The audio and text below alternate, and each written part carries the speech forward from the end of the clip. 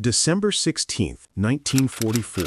In the snow-covered forests near Mona, Germany, a terrifying message was being scrawled onto a frost-covered page. "The Americans possess a new weapon that defies all tactical doctrine," wrote Hendemann Klaus Richa of the 12th SS Panzer Division. "Our men are being slaughtered in their foxholes by artillery that explodes in the air above them. There is no defense, no cover. Death comes from the sky itself." Richa had just witnessed the annihilation of an entire battalion, not by a direct hit, but by shells that detonated 30 feet above their heads, sending lethal fragments downward in a pattern no entrenchment could protect against. 702 German soldiers died in 3 minutes. The few survivors stumbled back in shock, repeating only one chilling phrase: "Die Lufttod," the air kills. What Richa had just encountered was the secret weapon that military experts now regard as second only to the atomic bomb in winning the war: the proximity fuse.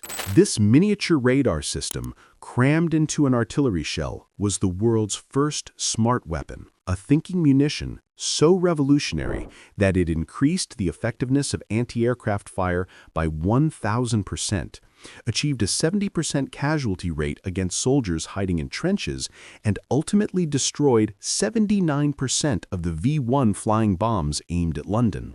This is the story of the technological marvel that changed the nature of warfare forever, the story of the shell that thought. The origins of this decisive weapon began not in America's labs, but in Britain's darkest hour. As the first winter of war settled over Britain in 1939, a young scientist named W.A. Butt submitted a proposal that seemed like science fiction: an artillery shell that could think. The concept was born from brutal mathematics. During the First World War, an average of 8,500 shells had been fired to destroy one enemy aircraft. With planes now flying faster and higher, Britain's survival in the looming air war depended on dramatically improving those odds. Butt's solution was to embed radio waves within the shell, allowing it to detect approaching aircraft and detonate automatically at the optimal distance. He faced a problem that seemed insurmountable with 1939 technology. The radio fuse would need to survive being fired from a gun at forces exceeding 20,000 times normal gravity, spin at 30,000 revolutions per minute,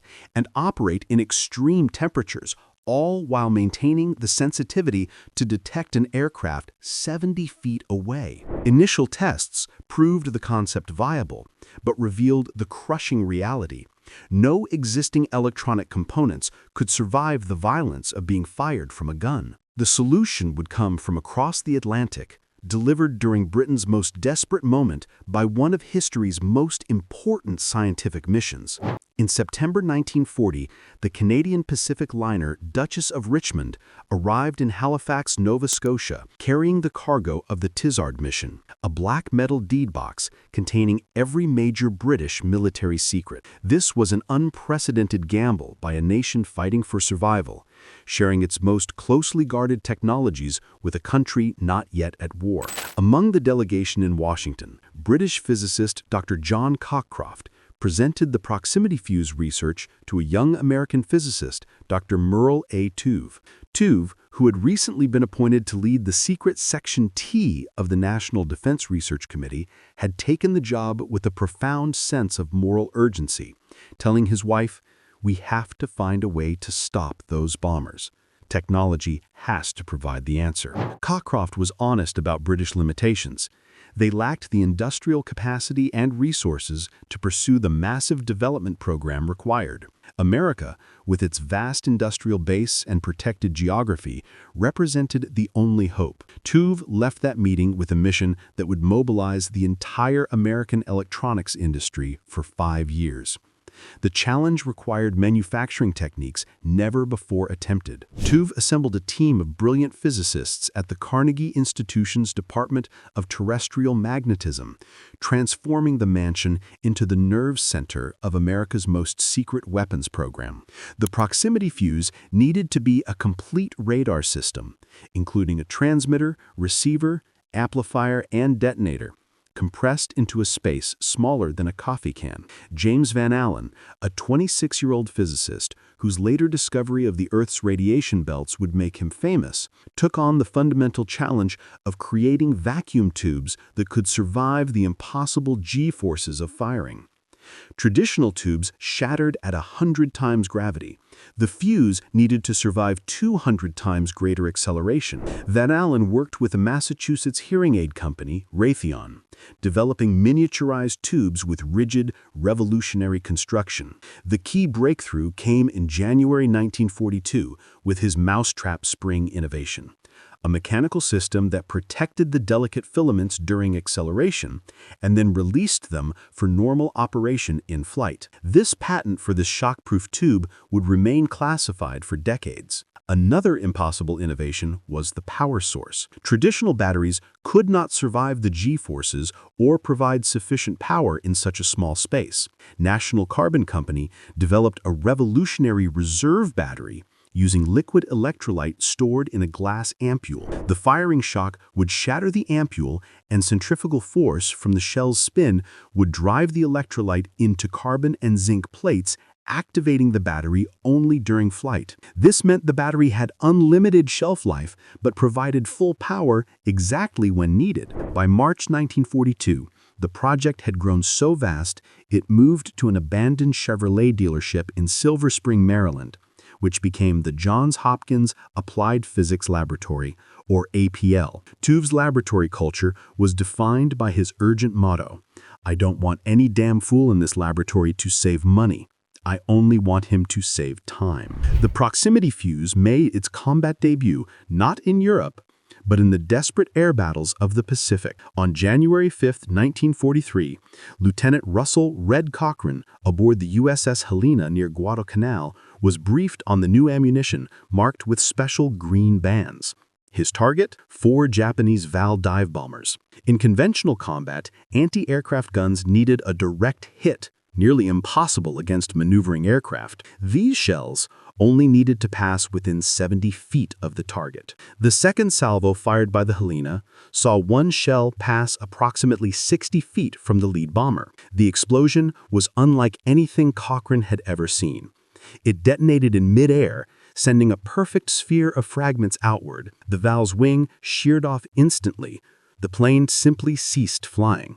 The psychological impact on the crew was profound. As Gunner's Mate First Class Anthony Pui later recalled, "We couldn't believe it. For months, we'd fired thousands of rounds at planes, maybe hitting one if we were lucky. Now we were knocking them down with just a few shots. It was like God himself was guiding our shells." The impact rippled through the Pacific Fleet with stunning speed. A test conducted by the USS Cleveland against radio-controlled drones was scheduled for 2 days, but ended in less than 2 hours after the proximity fuses obliterated all 3 targets. Admiral William Spike Blandy declared, "This changes everything.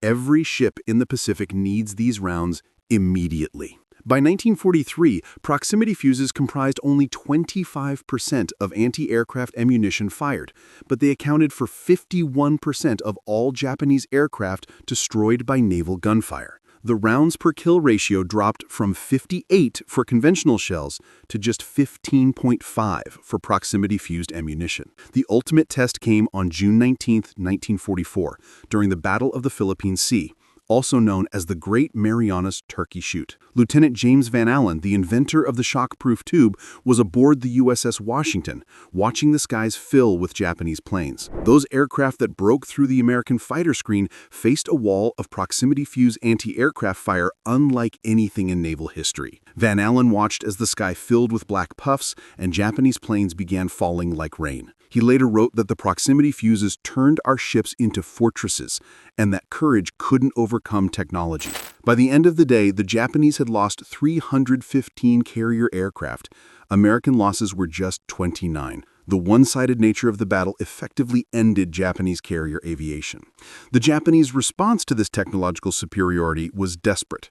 the kamikaze. They realized the only way to counter the proximity fuse was to eliminate the need to survive the attack. A plane destroyed 50 feet from its target by a proximity fuse had failed its mission, but a kamikaze destroyed 50 feet from its target would still crash into the ship through momentum. Statistical analysis revealed the stark shift. Conventional Japanese attacks now achieved only a 2% success rate. Kamikaze attacks achieved 34%. The proximity fuse had made conventional attacks suicidal, forcing the Japanese to embrace suicide as a tactic. Yet, even against the kamikazes, the fuse was invaluable. During the Philippines campaign, proximity fuses accounted for 44% of all 5-inch gun kills. Post-war analysis concluded that without the fuse, American casualties would have doubled or tripled. The final drama played out at Raider Picket Station 15, 60 miles north of Okinawa on May 11, 1945. Commander Baron J. Mullaney of the USS Hadley faced Kikusui No. 6, a coordinated kamikaze attack of over 150 aircraft. Hadley's 5-inch magazines were loaded entirely with proximity fuse shells. For 95 intense minutes,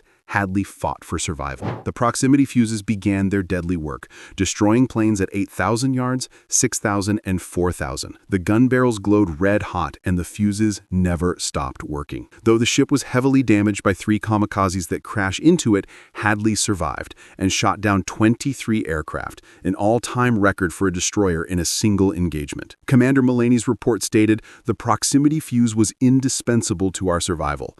Without it, we would have been overwhelmed in the first 20 minutes." The fuse's greatest success outside of the Pacific came in the defense of London. On June 12, 1944, one day before the V-1 flying bomb offensive began, Winston Churchill made the decision to authorize the use of the proximity fuse for London's defense, against the advice of security officials who feared the technology would fall into German hands. General Sir Frederick Pyle deployed 500 heavy anti-aircraft guns linked to radar and electronic gun directors. Initially, the success rate was only 24%, but as proximity fuses were flown directly from American production lines and introduced into the guns, the success rate skyrocketed. 46% in the second week, 67% in the third, and 79% by the fourth week. The improvement was so dramatic that German intelligence concluded the British must have developed a secret anti-robot weapon. On August 28, 1944, the defensive system achieved its ultimate success. Of 104 V-1s launched to London, the proximity fuse guns destroyed 96. The V-1 threat to London was effectively neutralized. The proximity fuse was the most effective secret weapon of the war. Not because it was the most powerful, but because it was used everywhere, continuously, decisively. It was the weapon that thought, and in thinking, it helped the Allies preserve the freedom to think. It saved the free world.